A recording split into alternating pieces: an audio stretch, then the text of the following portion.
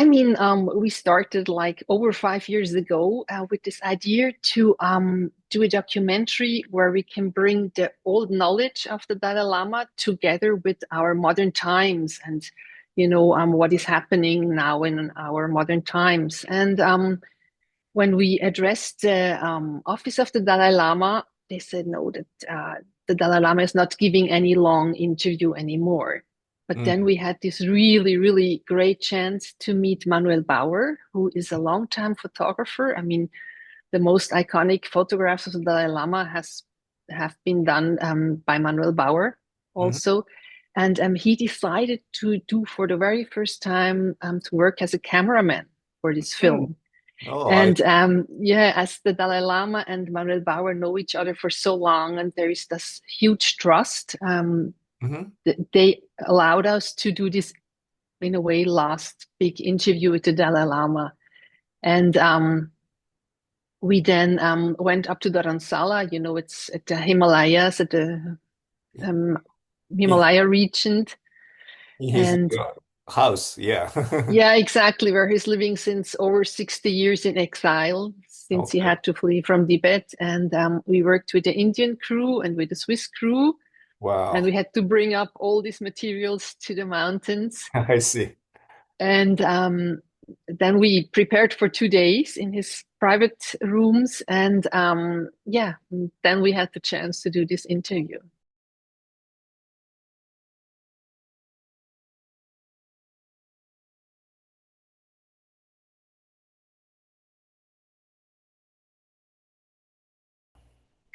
Yeah, this was really one of the basic ideas that we only have the Dalai Lama speaking, that Mm. we don't have, not having a film over the Dalai Lama or about the Dalai Lama, but a film with the Dalai Lama.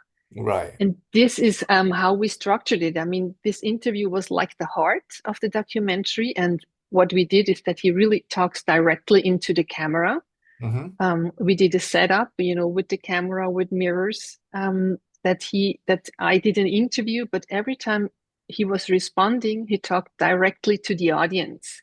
Right. And he knew it. And I think this was really a huge motivation for him because he knew when he will saying something, he will say to the audience, to speak directly to the audience. And yeah, it was really beautiful to see how motivated and how full of love and life he is in the interview, and how he really wants to share this knowledge that he has with the world and help us, yeah, to many, to how Mm. you say, to I forgot the word,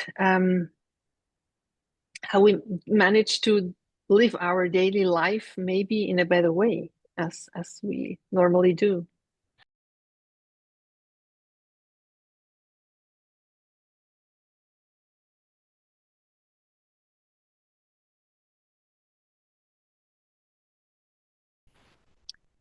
I don't know exactly how the Tibetan were reacting, but Mm. I know what we also, we have some little parts in our film where we covered the life of the Dalai Lama also during the Tibetan times when he had to flee, because I think the way how he handles difficult situation. Hmm. He went through so much, and he doesn't feel any hate. He Right. doesn't talk negative about other people. So I think it can be a really positive example for us. And Mm. yeah, it can be, at this time. There was this situation where the war started. Um, People really tried to defend him from the Chinese authorities. And I think a lot of them were really happy that he was able to save his life, and Right. he wasn't, yeah, eliminated. And what I have seen so far is that, his whole life he really dedicated to the Tibetan people. He traveled the whole world to talk about the situation in Tibet, trying to find a solution with the Chinese authorities that Tibet can be part of China, but still continue with the culture, with the language, that this ancient knowledge, that it's not going to be lost because it's so precious.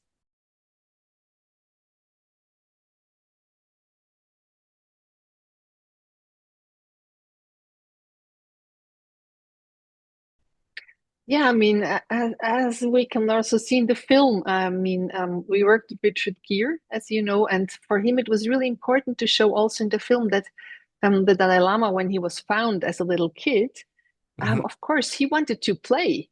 He wasn't just a holy person or Right. a high spiritual human being, and that it was a struggle for him to learn to be the Dalai Lama, to learn to be calm, to learn to overcome negative feelings. And but I think what you really can experience in Wisdom of Happiness is how it is possible to do so. And of course, I mean, he's not married, he doesn't have children, but as he says, everyone, each and everyone Easy. in this world is his sister Yes. and Right. brothers. He really feels this unity of humanity. So Mm. I think this is really beautiful also for people who feel alone or feel sad, to have this feeling of, okay, you are part of humanity. We are all together in this world. So it's important to see that yeah, you're not alone, and we are all part of this universe. And I think this is really an interesting example to see how he really went through so much difficulties, but he has this openness in his heart, openness in his spirit. He's interested in what is happening in the world.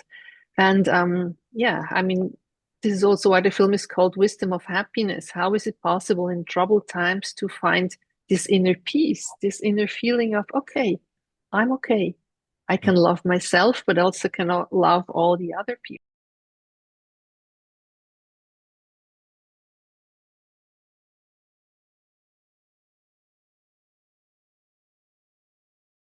Yeah, yeah. I mean, it's wonderful that the Dalai Lama talks about Mao in a way which is really, yeah, talks about a lot of openness. I mean, I think the Dalai Lama was interested in this idea about communism, but the part where that all people are equal, that we live in equality. We don't need one big leader, but everyone.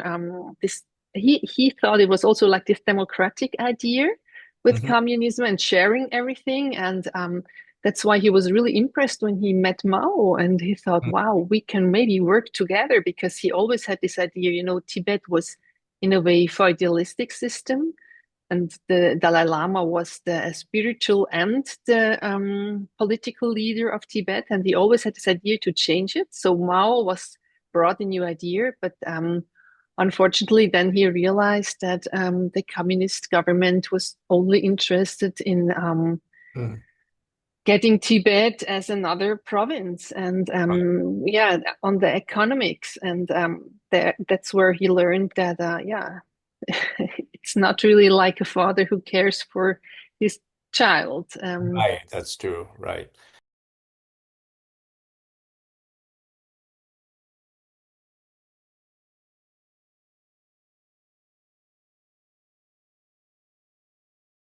Yeah, I mean, he was traveling, as you know.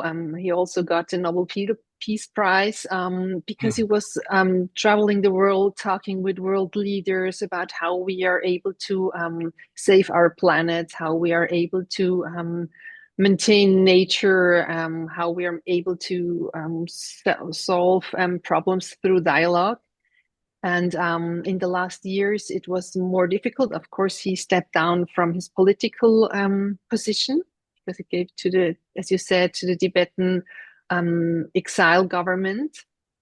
But he still continued. But unfortunately, there was a huge pressure from the Chinese authorities that the governments weren't allowed anymore to welcome the Dalai Lama.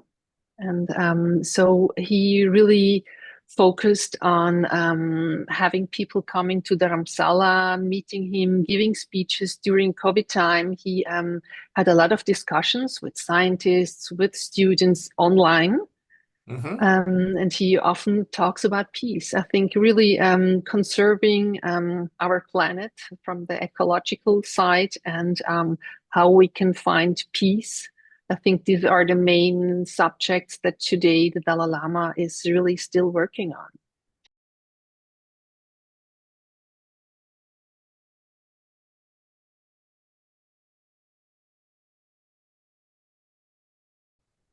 Yeah, he says he calls his mother the first guru of compassion because the Dalai Lama says that he learned really what it means to have compassion for others, what it means to care for others, to love others.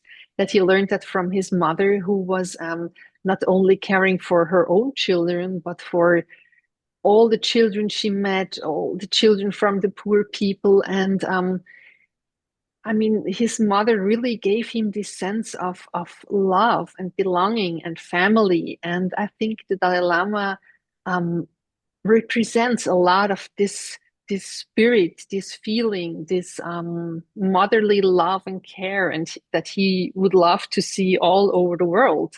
So his mother was really like, yeah, this role model where that he Mm. thinks should be for each and everyone the goal to how we should be in the world.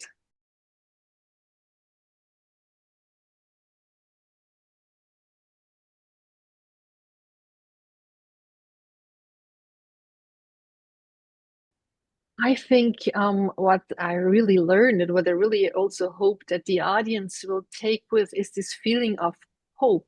Mm. I mean, and that we all can find happiness in ourselves and in the world, and that we all can bring happiness to the world, so that we can change the perception of how we feel, of our feelings, but also the perception of the world. And if we work together, we can really change for positive. We can really save our world, the environment, who is Right. really in a difficult state. And yeah, that it's so important not to give up and to continue, and that we as human beings, we have the love and strength to do so. Mm. And I think this confidence is really beautiful to feel through the Dalai Lama and through the movie.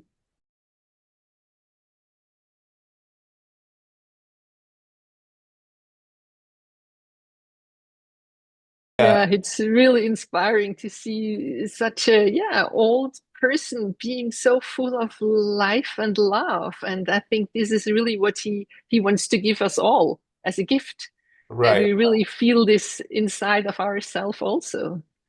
Well, that's it for me. Thank you so much for your time, Barbara. I had a good time talking to you. Thank you so, so much. Yeah, Have a take good day. care. Thank you. You Thank you too. so much, Sophia, setting up the interview. Bye.